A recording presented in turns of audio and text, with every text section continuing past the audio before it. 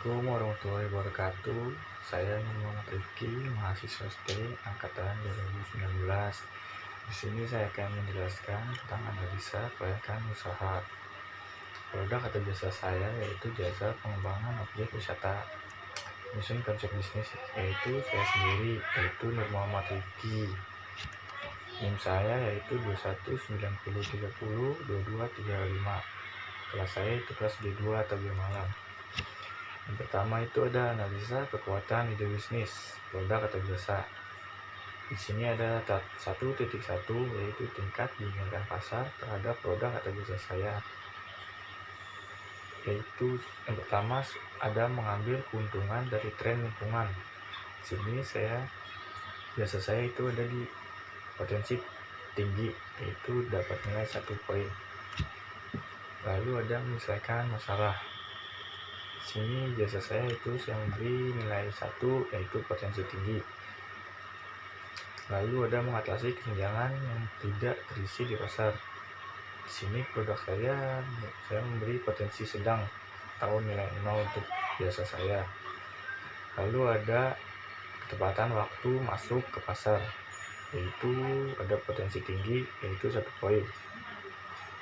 Lalu ada luasnya gagasan, menambah nilai bagi pembeli atau pengguna akhir. Di sini berada di potensi tinggi yaitu 1 poin. Lalu ada sejauh mana pelanggan puas dengan produk pesaing yang sudah tersedia.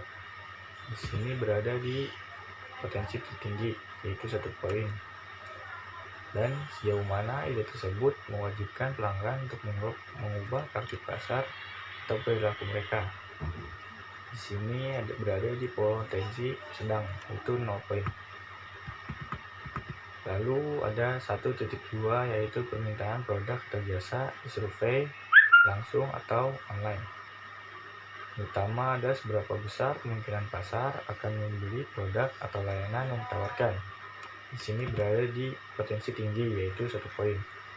Lalu ada bagaimana mereka bersedia membayar untuk produk atau layanan. Di sini berada di potensi tinggi yaitu 1 poin. Dan di mana mereka dapat menemukan produk atau layanan ini untuk dijual. Lalu ini berada di potensi tinggi yaitu 1 poin. Jika dijumlahkan 1.1 yaitu ada di 5 poin, lalu 1.2 ada di 3 poin. Lalu dijumlahkan berjumlah 8, lalu dibagi 2 yaitu hasilnya adalah 4. Untuk yang pertama yaitu analisa kekuatan ide bisnis, produk atau jasa. Lalu yang kedua ada kelayakan target industri, yaitu ada di 2.1 yaitu daya tarik industri. Yang pertama ada jumlah kompetitor yang berada di sekitar jasa saya, yaitu saya di sini berada di potensi sedang yaitu 0 poin. Lalu ada tahap siklus hidup industri, yaitu ada di potensi tinggi yaitu fase pertumbuhan sedang yaitu 0 poin. Lalu ada tingkat pertumbuhan industri di bidang ini, yaitu ada di potensi tinggi yaitu pertumbuhannya cukup tinggi yaitu ada di 1 poin. Lalu pentingnya produk atau layanan industri kepada pelanggan. Di sini yaitu harus memiliki itu, lalu berada di potensi tinggi yaitu 1 poin. Lalu ada margin operasi terhadap industri. Marginnya itu di sini adalah sedang, yang dimana itu ada 0 poin. Jika dijumlahkan 2.1 itu ada 2 poin.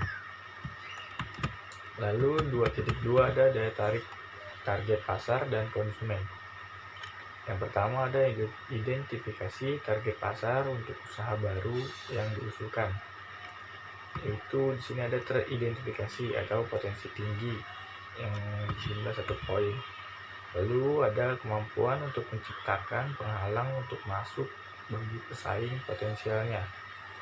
Di sini yaitu jasa saya tidak dapat menciptakan penghalang masuk untuk pesaing potensial, yaitu potensinya itu sangat rendah yaitu -1.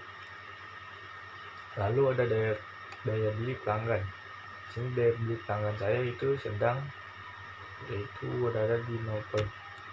Lalu ada kemudahan untuk membuat pelanggan sadar akan produk baru atau layanan baru. Di sini juga sedang, tidak terlalu tinggi juga tidak terlalu rendah, itu ada di 0 poin.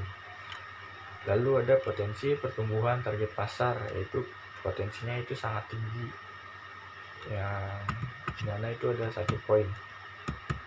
Jika dijumlahkan 2.2 yaitu berjumlah 1 poin. Lalu dijumlah dengan 2.1, 2 ditambah 1 yaitu 3, lalu dibagi 2 yaitu 1,5. Di sini yaitu kelayakan target industrinya berjumlah 1,5 poin. Lalu yang ketiga ada analisa kelayakan organisasi. Yang pertama ada 3.1 yaitu kecakapan atau prowess management. Yang pertama ada pendiri atau pengalaman pendiri dalam industri. Itu di sini potensinya pengalamannya itu adalah pengalaman sedang, itu mendapatkan 0 poin. Lalu ada pendiri atau keterampilan pendiri berkaitan dengan produk atau jasa baru yang diusulkan. Di sini pendiri itu harus terampil dalam berkaitan dengan produk atau jasa yang diusulkan, lalu berjumlah 1 poin. Lalu ada sejauh mana jaringan profesional dan sosial pendiri atau pendirinya di industri yang relevan, itu jaringannya itu harus luas, maka dari itu potensinya sangat tinggi, yaitu 1 poin. Lalu ada sejauh mana usaha baru yang diusulkan tersebut memenuhi tujuan dan aspirasi pribadi pendiri atau pendiri. Di sini sejauh mana usahanya yaitu berada di moderate atau potensinya sedang, lalu berjumlah 0 poin. Dan kemungkinan tim bisa disatukan untuk memulai dan menumbuhkan usaha baru. Di sini yaitu sangat mungkin atau berada di potensi paling tinggi, yaitu 1 poin. Lalu selanjutnya ada 3.2 yaitu mencakup sumber daya. Yang pertama ada karyawan dengan kompetensi spesifik. Di sini yaitu potensinya harus potensi tinggi, itu bernilai 1 poin. Lalu ada perlindungan properti intelektual pada aspek kunci bisnis, tidak berlaku pada saat pemula. Berarti saya di sini potensi saya itu sedang, jumlah 0 poin. Jika dijumlahkan 3.2 yaitu jumlah 1 poin. Lalu jika dijumlahkan 3.1 ditambah 3.2 yaitu 4 poin, lalu dibagi 2 yaitu hasilnya yaitu sama dengan 2. Berarti di sini analisa kelayakan organisasi saya bernilai 2 poin. Lalu yang keempat ada kelayakan finansial. Yang pertama ada total modal awal yang dibutuhkan. Pertama ada modal ekuitas atau equity capital. Sini potensinya itu potensi paling tinggi, yaitu jumlah 1 poin. Lalu ada modal utang atau debt capital. Karena di sini biasa saya masih baru, utang juga masih terlalu rendah, itu potensinya potensi rendah, jumlah minus 1. Lalu ada modal khusus atau specialty capital. Sini kapital potensinya berisi potensi paling tinggi atau jumlah 1 poin. Lalu ada 4.2 yaitu kinerja keuangan bisnis sejenis. Pertama ada karakteristik ekonomi industri. Di sini potensinya yaitu potensi paling tinggi yang berjumlah 1 poin. Lalu ada profitabilitas dan risiko saat ini, yaitu berjumlah 1 poin, yaitu potensi paling tinggi. Lalu ada nilai perusahaan. Nilai perusahaan itu berada di potensi yang rendah atau berjumlah minus 1. Selanjutnya ada daya 4.3 yaitu daya tarik finansial keseluruhan. Pertama yaitu hasil keuangan historis, berada di posisi potensi paling tinggi yaitu berjumlah 1 poin. Lalu ada proyeksi pendapatan, yaitu berada di potensi paling tinggi berjumlah 1 poin. Selanjutnya ada keuntungan setidaknya untuk 3 tahun ke depan. Di sini juga potensi paling tinggi yaitu 1 poin.